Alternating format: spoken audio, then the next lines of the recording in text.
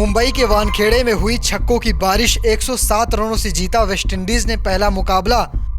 सिमरन Hetmyer के तूफान से नहीं बच पाए जिम्बाब्वे, सिकंदर रजा के खिलाड़ी हुए सुपर 8 में फेल। वेस्टइंडीज की जीत ने बढ़ाई टीम इंडिया की धड़कनें, सुपर 4 में पहुंचने का समीकरण हुआ और भी मुश्किल। टी20 वर्ल्ड कप 2026 के ग्रुप 1 का ये दूसरा मुकाबला था। वेस्टइंडीज का सामना जिम्बाब्वे से हुआ था।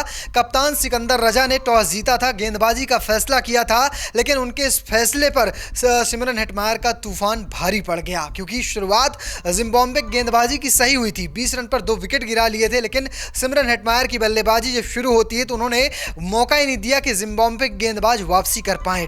वेस्टइंडीज की टीम ने पहले बल्लेबाजी करते हुए 254 रन बना दिए। टी20 वर्ल्ड कप के इतिहास का ये दूसरा हाईएस्ट स्कोर है। इनसे आगे सिर्फ और सिर्फ श्रीलंका के 260 रन बचते हैं। अगर एक सिक्स और एक्स्ट्रा लग जाता तो शायद ये रिकॉर्ड भी चकनाचूर हो जाता, क्योंकि 254 रन तो बन ही चुके थे। इसके अलावा रोमन पावेल का भी बल्ला खूब गरजता है, 59 रनों की पारी वो भी खेलते हैं और अपनी टीम को एक मजबूत टोटल तक पहुंचा देते हैं, जहां सुपर 4 की लड़ाई काफी रोमांचक हो चुकी है। वेस्टइंडीज की इस जीत ने टीम इंडिया के समीकरण को और भी डगमगा दिया है। तो किस तरह से अब भारतीय टीम पहुंचेगी सुपर 4 में, इसके अलावा वेस्टइंडीज के लिए क्या समीकरण है, चलिए मैं आपको इस वीडियो में विस्तार से दिखाता हूं। लेकिन उससे पहले देख लीजिए हेटमायर का प्रदर्शन कैसा रहा था। टॉस हारकर पहले बल्लेबाजी करने उतरी वेस्टइंडीज टीम की शुरुआत बेहद खराब हुई। 17 के स्कोर पर रिचर्ड ने ब्रेंडन किंग को अपना शिकार बनाया। 14 रन बनाकर शाई होप भी आउट हो गए। इसके बाद रोमन पावेल और सिमरन हेटमायर ने 52 गेंदों पर 122 रनों की साझेदारी की। इस दौरान हेटमायर ने 19 गेंद पर अर्धशतक पूरा किया और 34 गेंद पर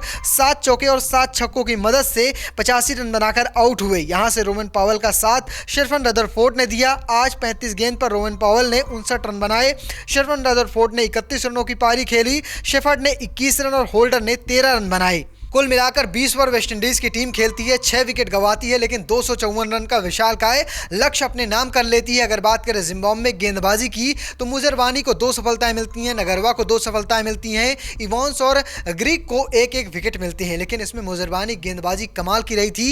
ये दिखाता है कि भारतीय टीम से अगला मुकाबला है, मुजरवानी को हल्के में आप नहीं ले रख सकते। जहां एक और हर खिलाड़ी की, हर गेंदबाज की कुटाई 12 के इकोनॉमी से हो रही थी, वहां पर मुजरवानी कमाल की गेंदबाजी करके जाते हैं इस वेस्टइंडीज के खतरनाक लाइनअप के सामने।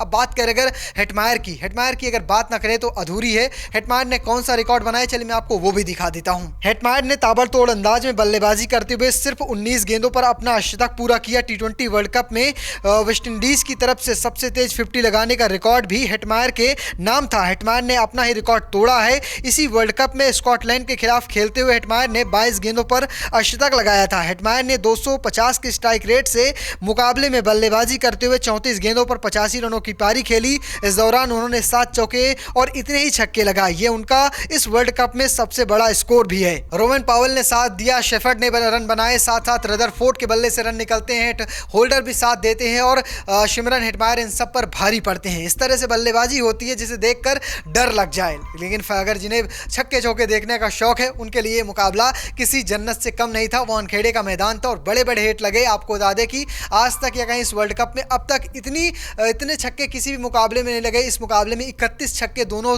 पारियों में लगे हैं। तो कुल मिलाकर अब बारी थी रनचेज की। क्या हुआ था रनचेज में जिम्बाब्वे के साथ, चलिए मैं आपको वो भी दिखा देता हूं। पहाड़ जैसे लक्ष्य का पीछा करने उतरी जिम्बाब्वे की शुरुआत बेहद खराब हुई। 20 रनों के अंदर टीम ने अपने 3 विकेट गंवा दिए। मैथ्यू फोर्ड ने 14 रन बनाकर खेल रहे मनुवनी को आउट किया। इसके बाद अकील हुसैन ने ब्रायन बेनेट को बोल्ड किया और रियान बल्ड खाता भी नहीं खोल पाए। यहां से डियोन मार्श और सिकंदर रजा ने जिम्मेदारी संभाली और 32 रनों की साझेदारी की। 7वें ओवर पे हुसैन ने 28 रन बनाकर खेल रहे डियोन मार्श को बोल्ड किया। इसके बाद रजा ने टोनी मूनियोंगा के साथ 32 गेंदों पर 42 रन जोड़े। 11वें ओवर में गुडापेश मोती ने एक साथ 2 विकेट चटकाए और जिम्बाब्वे की हार सुनिश्चित कर दी। सिकंदर रजा ने 27 और टोनी ने 14 रन बनाए।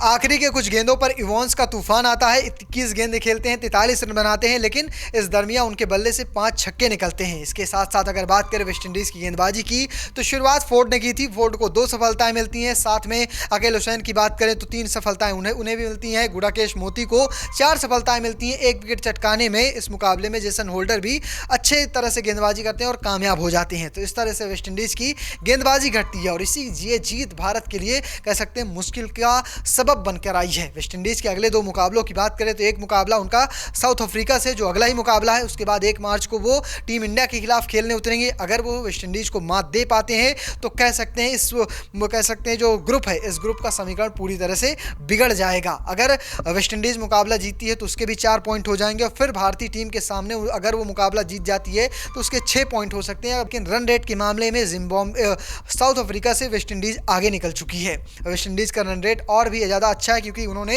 100 से ज़्यादा रनों से इस मुकाबले को जीता है, जबकि 76 रनों से साउथ अफ्रीका ने भारत को हराया था। अगर भारत के अब आने वाले सिनेरियो को देखें तो भारत तभी सुपर 4 में पहुंच सकता है जब जिम्बाब्वे वेस्टइंडीज़ को करारी शिकस्त दे और भारत भी वेस्टइंडीज़ को हराए, ताकि और साथ साथ उम्मीद करे कि जो साउथ अफ्रीकाई टीम है वो जिम्बाब्वे को करारी शिकस्त दे, ताकि साउथ अफ्रीका के 3 में से 3 मुकाबले जीत ले, 6 पॉइंट हो जाएं। भारत भी अपने बचे हुए 2 मुकाबले जीत दे तो बिना रन रेट की टेंशन के साथ आप सुपर 4 में पहुंच सकते हैं 4 पॉइंट के साथ।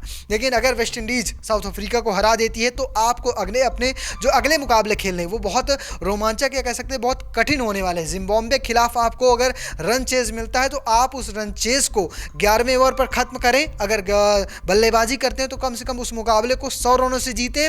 अगर साथ साथ आप जब वेस्टइंडीज़ के खिलाफ खेलने उतरे तब भी आप अगर मुकाबला जीतते हैं रन चेज में तो 12वें ओवर तक मुकाबले को फिनिश करें और लगभग 50 से ज़्यादा रनों से मुकाबले को जीतें, तभी जाकर आपका रन रेट दुरुस्त हो पाएगा। इन हालातों में टीम इंडिया के लिए ये सोच लेना ज़्यादा सही है कि वेस्टइंडीज और साउथ अफ्रीका अपने तीनों मुकाबले जीत जाए, हम अपने दोनों मुकाबले जीत जाएं और सुपर 4 में एंट्री कर लें। फिलहाल आपको क्या लगता है, वेस्टइंडीज़ ने जिस तरह से पहले मुकाबले में धूम धड़ाका दिखाया है, क्या आने वाले मुकाबलों में कोई बड़ा उलटफेर कर सकते हैं? नहीं, कमेंट बॉक्स में लिखना और पेज को फॉलो करना, चैनल को सब्सक्राइब करना बिल्कुल भूलिएगा। धन्यवाद।